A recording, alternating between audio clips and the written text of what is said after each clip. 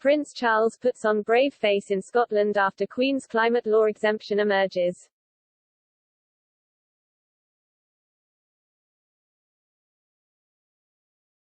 Prince Charles joked with locals and reporters during his first visit to Caithness since 2019.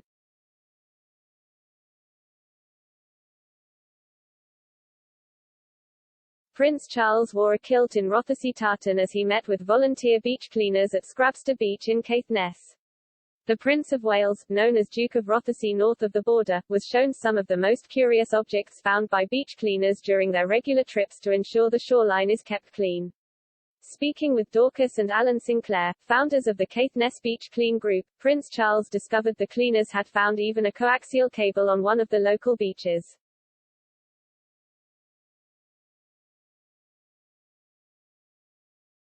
Prince Charles, speaking with the media covering the visit, joked, "You don't need any coaxial cables, do you?"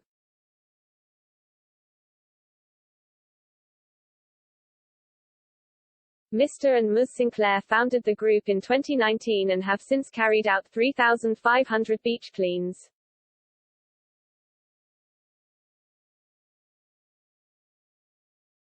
Speaking ahead of the royal visit, Mr. Sinclair said, "We find horrible things like syringes, needles and even a gas mask."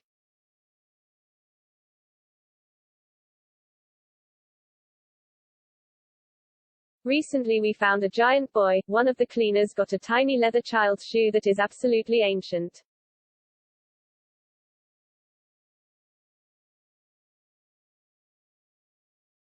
"There's also lots of pants, would you believe?"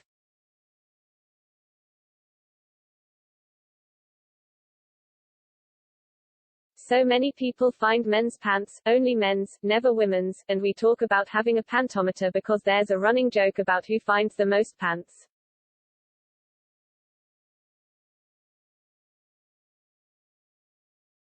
He added the group has so far picked up more than 31 tons of plastic during their beach sweeps.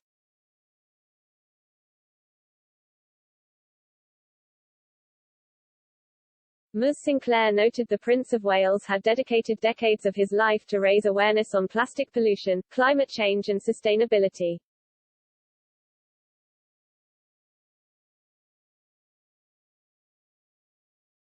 She said, "H is such an environmentalist himself, we're really, really pleased HES recognizing what we're doing here."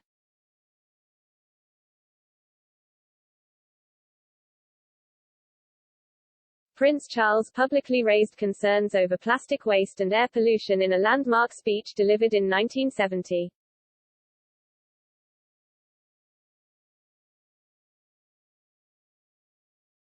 At the time, the Prince of Wales said last year as he commemorated the 50th anniversary of his first landmark speech on the environment, he had been considered rather dotty for his remarks.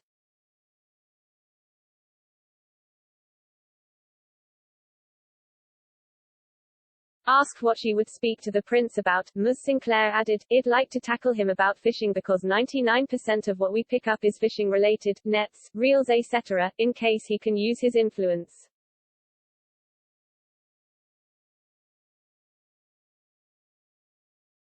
This was the first of a series of visits the Prince of Wales will carry out in Thurso.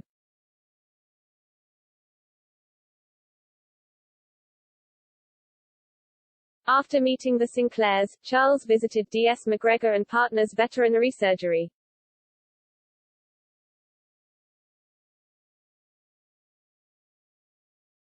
This trip to Scotland comes one day after it emerged a draft law in the Scottish Parliament was amended to exempt the Queen's private land from certain measures taken to cut carbon emissions after her lawyers had raised concerns.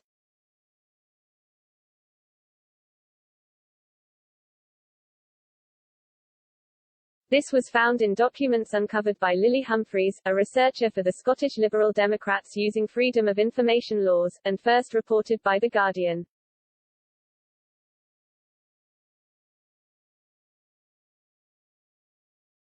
This dispensation was obtained from the Scottish Government earlier this year through the use of Queen's consent, a parliamentary mechanism required to be able to debate a bill affecting the prerogatives or the interests of the sovereign.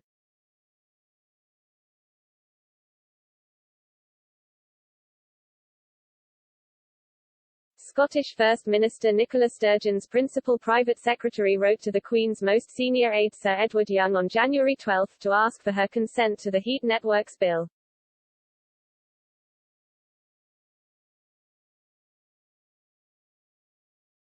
In early February, officials working for Energy Minister Paul Wheelhouse noted he had agreed to amend the bill, which had been introduced at Holyrood the previous year.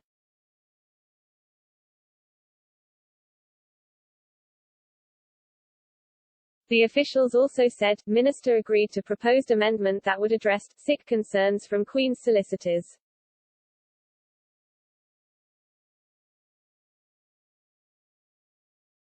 On February 17, a courtier told the Scottish government the Queen had given her consent to allow the bill to pass, and 5 days later Mr Wheelhouse put forward an amendment that applied only to land privately owned by the sovereign, without disclosing the Queen's lawyers had lobbied for the change.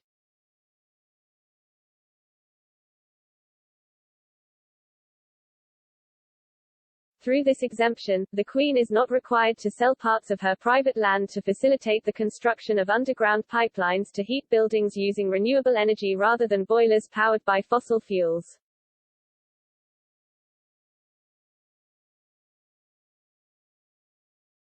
Liberal Democrat MSP Willie Rennie said such lobbying should have been declared at Holyrood.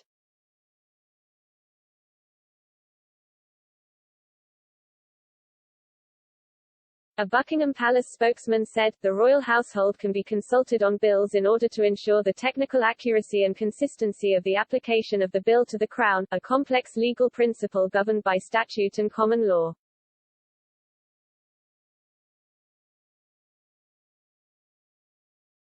This process does not change the nature of any such bill.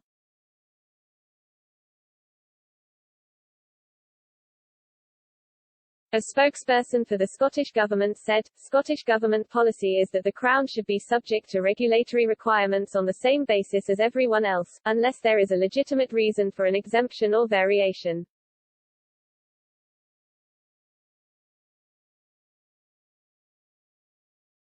However, Crown consent is required by law if a bill impacts the private property or interests of the sovereign, and that is what happened in this case.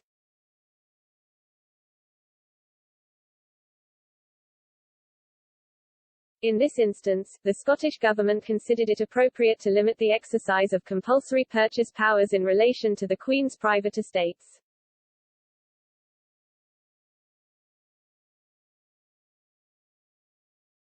The minister explained in detail to Parliament the reasons why it was appropriate to amend the bill in this way, with specific reference to the Queen's private estates, and Parliament agreed.